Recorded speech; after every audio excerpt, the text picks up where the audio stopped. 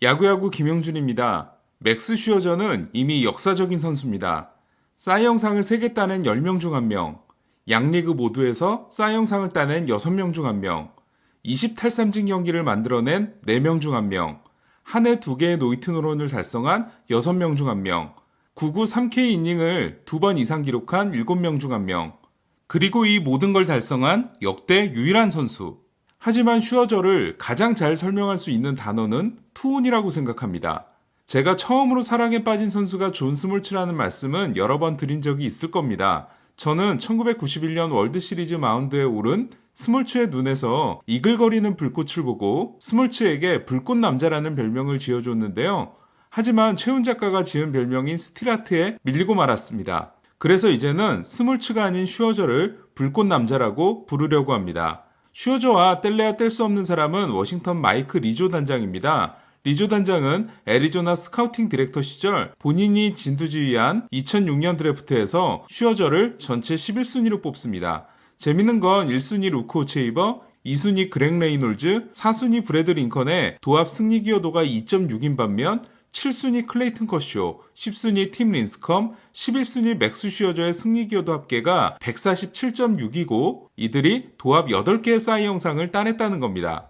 여기서 새길로 한번 빠져보려고 하는데요. 루크 호체이버 이야기를 해보려고 합니다. 호체이버는 2015년 포스트 시즌 때 10과 3분의 2이닝 무실점으로 캔자스테의 월드시리즈 우승에 결정적인 역할을 했지만 결국은 실패한 1순위 지명 선수가 됐는데요. 하지만 다저스 팬들은 평생을 감사해야 될 선수입니다. 다저스는 2005년 드래프트 때 호체이버를 40순위 샌드위치 픽으로 지명합니다. 호체이버의 에이전트는 스캇 보라스였습니다. 호체이버는 협상이 지지부진하자 보라스를 다른 에이전트로 교체하고 다저스와 계약합니다. 하지만 얼마 후 호체이버는 다시 보라스에게 갔고 보라스는 다저스가 호체이버를 속였다며 고소하겠다고 난리를 칩니다. 결국 호체이버와 다저스의 계약은 취소가 됐고 다저스는 아까운 지명권만 날리게 됩니다. 하지만 그 호체이버가 이듬해 드래프트에서 캔자스티의 1순위 지명을 받음으로써 커쇼를 뽑을 기회가 다저스에게 왔던 겁니다.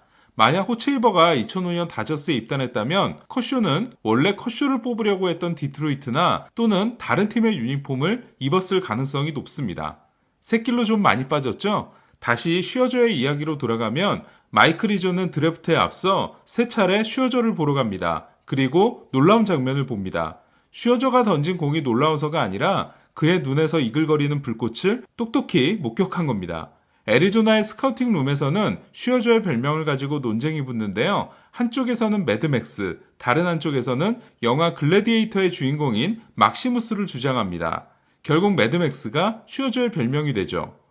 메이저리그에서 원정 경기에 강한 선수를 로드 워리어라고 부르는 걸 한 번쯤은 보셨을 텐데요. 로드 워리어, 기류의 전사는 멜 깁슨이 주연을 맡은 영화 매드맥스 2의 부제입니다.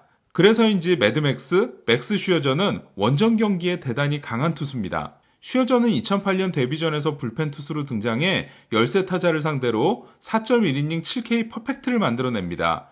13타자 연속 범타는 데뷔전 역대 신기록이었는데요. 하지만 2009 시즌이 끝나고 애리조나는 삼각 트레이드를 통해 슈어저를 디트로이트로 보냅니다. 그때는 마이크 리조가 워싱턴 단장으로 영전에 애리조나를 떠난 상태였습니다. 그리고 리조는 2014 시즌이 끝나고 슈어저가 FA 시장에 나오자 주저없이 슈어저와 계약을 합니다. 자신이 드래프트에서 슈어저를 뽑고 10년이 지나는 동안 슈어저의 눈에서 불꽃이 꺼진 장면을 한 번도 보지 못했기 때문입니다. 워싱턴 입단 후 2015년 2번의 노히트 노런, 2016년 사이 영상과 20탈삼진 경기, 2017년 사이 영상과 2018년 300탈삼진 시즌을 만들어낸 슈어저는 지난해 172이닝과 함께 사이 영상 3위라는 워싱턴 입단 후 가장 부진한 시즌을 보냈는데요. 하지만 지난 시즌이야말로 슈어저가 어떤 투수인지를 제대로 확인할 수 있었던 시즌이었습니다. 슈어저는 6월 19일 번트 훈련 도중 공에 맞아 코뼈가 부러지고 눈에 시퍼렇게 멍이 듭니다. 놀라운 건 부상자 명단에 오르기는커녕 다음날 선발 등판에 나서 7이닝 CK 무실점 승리를 따냈다는 겁니다. 슈어저는 와일드카드 단판 경기에서 뛰어난 피칭을 하지 못했는데요. 하지만 이틀 휴식 후 디비전 시리즈 2차전 불펜으로 자원 등판해 개빈 럭스, 크리스 테일러, 작 피더슨을 모두 삼진으로 잡아내는 결정적인 활약을 합니다. 그리고 디비전 시리즈 4차전 7이닝 1실점 승리, 리그 챔피언십 시리즈 2차전 7이닝 1피안타 무실점 승리, 월드 시리즈 1차전 5이닝 2실점 승리로 3연승을 질주합니다. 특히 디비전 시리즈 4차전이 끝나고는 팔이 겨우 붙어있는 것 같다는 말을 합니다. 하지만 슈어저에게 문제가 생깁니다. 원래 월드 시리즈 5차전에 나서야 했던 슈어저는 팔을 머리 위로 들어 올릴 수 없는 상황이 되면서 등판이 취소됐는데요. 대신 조 로스를 선발로 낸 워싱턴은 5차전에서 7대1에 대패를 당합니다. 슈어저가 크게 낙담하고 있을 때 부인이 와서 이야기를 했다고 합니다. 7차전에 나서면 되잖아. 6차전을 스티븐이 이겨줄 거니까 라고 말이죠. 슈어저는 그 말을 듣고 다시 등판 준비를 시작했고 7차전에서 5이닝 2실점으로 승리의 발판이 된 호투를 합니다. 슈어저가 대학 시절에 만난 부인 에리카는 소프트볼 팀의 에이스였습니다. 지난해 워싱턴의 기적같은 우승에는 사실상 워싱턴이라는 배의 선장이었던 슈어저의 투혼이 다른 선수들에게로 전염됐기 때문이었습니다. 제가 슈어저를 정말 좋아하게 된 것도 올드스쿨의 향수를 물씬 느낄 수 있기 때문인데요. 저는 2017년 올스타전 때 슈어저가 내셔널리그의 선발 투수로 올라온 모습을 보고 마치 콜리세움 한가운데 서 있는 검투사 같은 느낌을 받았습니다. 슈어저는 가장 중요하게 생각하는 게 뭐냐는 질문에 대해 마지막 이닝에 전력을 쏟아붓고 내려오는 것이라고 한 적이 있습니다. 그리고 여기에는 슬픈 이야기가 숨어 있습니다. 2013년 4월 ESPN 매거진에는 슈어저의 아픈 사연이 소개됩니다.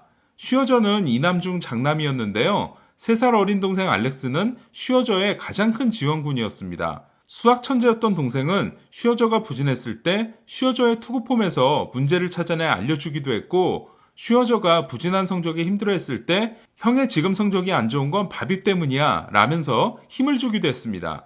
문제는 알렉스가 우울증을 가지고 있었다는 건데요. 공부하는데 방해가 된다며 약을 끊은 동생이 NBA 졸업 후 모건 스탠리의 재무 분석가로 일을 시작한 상황에서 스스로 목숨을 끊은 거였습니다. 동생을 떠나보내고 첫 등판에서 슈어저는 좋은 피칭을 하지 못합니다. 4회에 앤드류 맥커친에게 3런 홈런을 맞고 5회까지 3실점하는데요. 6회 마운드에 올라온 슈어저의 머릿속에 이런 생각이 들었다고 합니다. 동생을 위해 한 이닝만 더 막자 라고 말이죠. 그때부터 슈어저는 본인이 마지막이라고 생각하는 이닝에 전력을 쏟아붓고 내려오기 시작했습니다. 그리고 이듬해인 2013년 슈어저는 첫 번째 사이 영상을 따내게 됩니다. 슈어저는 동생이 보냈던 문자 메시지를 아직도 지우지 않고 있다고 하는데요. 그와 함께 동생이 선물하고 떠난 마지막 이닝 전력 투구도 계속될 겁니다. 슈어저가 은퇴하기 전까지는 말이죠. 저는 여기서 커밍아웃 하겠습니다. 제가 가장 좋아하는 투수, 제가 가장 좋아하는 선수는 맥스 슈어저입니다. 이상 김영준의 야구야구 영상으로 만나는 인사이더 MLB였습니다.